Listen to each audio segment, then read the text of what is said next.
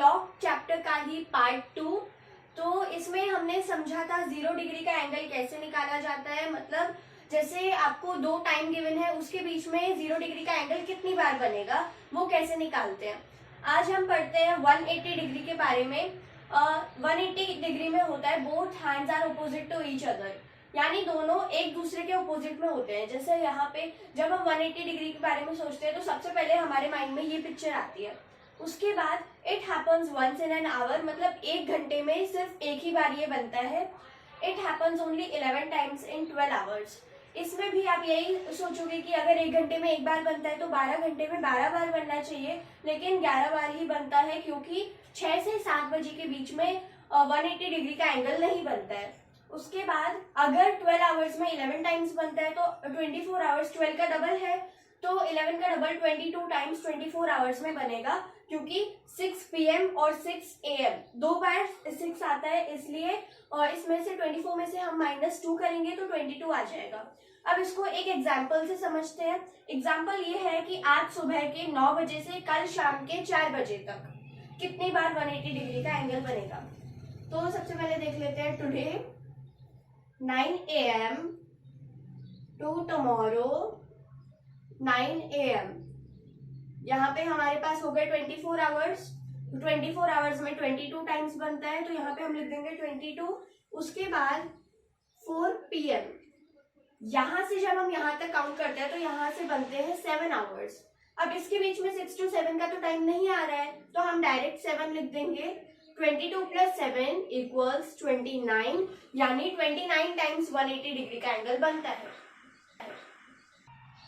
तो इसे एक और एग्जांपल से समझते हैं, जो कि है मंडे 6 PM, यानी मंडे के शाम के 6 बजे से फ्राइडे 5 AM, फ्राइडे के सुबह के 5 बजे तक कितनी बार 180 डिग्री का एंगल बनेगा। तो सबसे पहले हम यहाँ पे लिख लेते हैं मंडे 6 PM, ट्यूसडे को भी 6 PM होगा, Wednesday 6 PM, Thursday 6 PM, Friday. अब यहाँ पे 6 AM भी नहीं हो रहा है, यानी 12 आवर्स भी नहीं हो रहे हैं, तो यहाँ पे हम डायरेक्ट लिख देंगे 5 AM।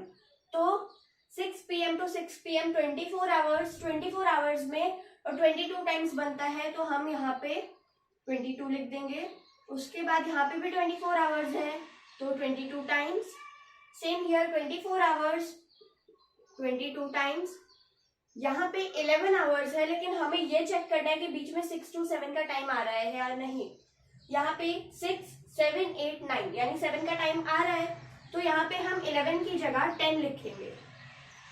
जब हम इन सबको ऐड करेंगे तो हमारे पास आएगा 76, यानी 76 टाइम्स 180 डिग्री का एंगल बनता है।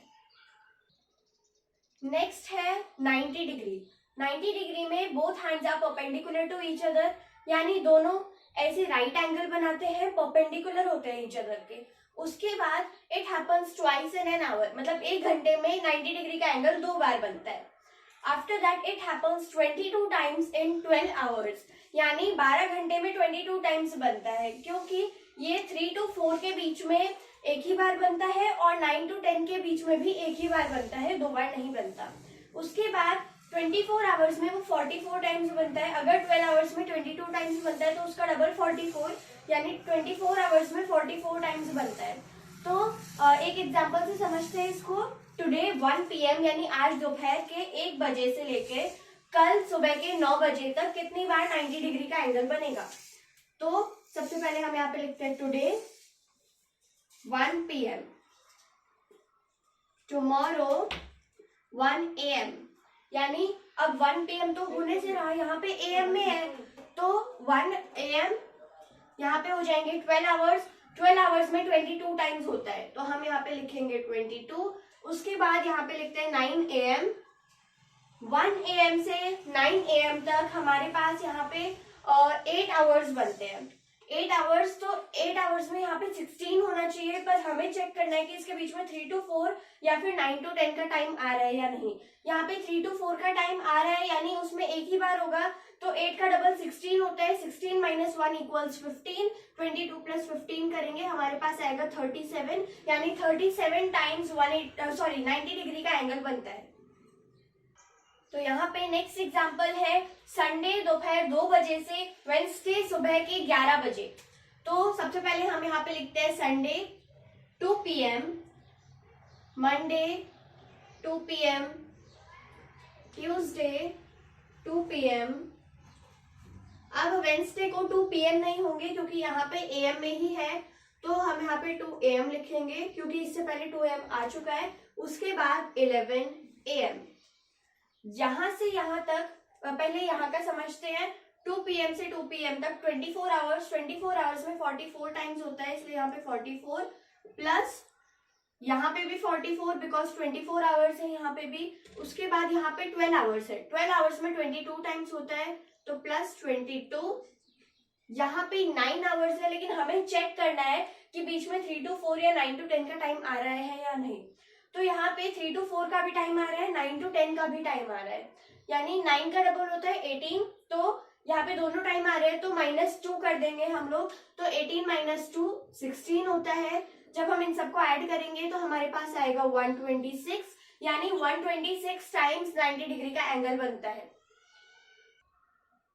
तो यहाँ पे हमारा नेक्स्ट टॉपिक है टाइम ऑफ स्पेशल एंगल्स, यानी जो स्पेशल एंगल्स होते हैं वो कितने टाइम पे आते हैं। तो यहाँ पे एक फॉर्मूला याद रखना है 60/11। तो सबसे पहले 0 डिग्री का एंगल है, 0 डिग्री का एंगल हमें क्वेश्चन गिवन है 7 to 8 के बीच में कितनी बार आता है। तो सबसे पहले हमें ये तो पता है कि वो 1 घंटे में सिर्फ एक ही बार बनता है, तो कब बनता है हमें ये निकालना है। तो अभी इसमें हमें 12 से काउंट करना है। क्या टाइम गिवन है 7, तो 12 से हम 7 तक काउंट करेंगे, कितने आवर्स हुए 7 आवर्स हुए। तो 60/11 इंटू 7 420/11, यानी ये 7 आवर्स 420/11 मिनट्स पे होता है। यहाँ पे इसको एक और एग्जांपल से समझते हैं 3 to 4, यानी 3 to 4 के बीच में 0 डिग्री का एंगल कब बनेगा। तो यहाँ पे हमारे पास 12 से हमें काउंट करना है, ये क्लॉक है, 12 से काउंट किया 3 तक, 3 आवर्स हुए, तो हम 60/11 इंटू 3 करेंगे, तो हमारे पास आएगा 180/11। इसको आप ऐसे भी लिख सकते हो 16/4/11। और अगर आप इसको कैलकुलेट करना चाहो मिनट्स और सेकेंड में, तो ये आएगा 3 hours 16 minutes 36 seconds। यहाँ पे अब नेक्स्ट आता है 180 डिग्री। 180 डिग्री में फॉर एग्जांपल हमें क्वेश्चन दिया है 9 to 10, यानी 9 to 10 के बीच में हमें निकालना है।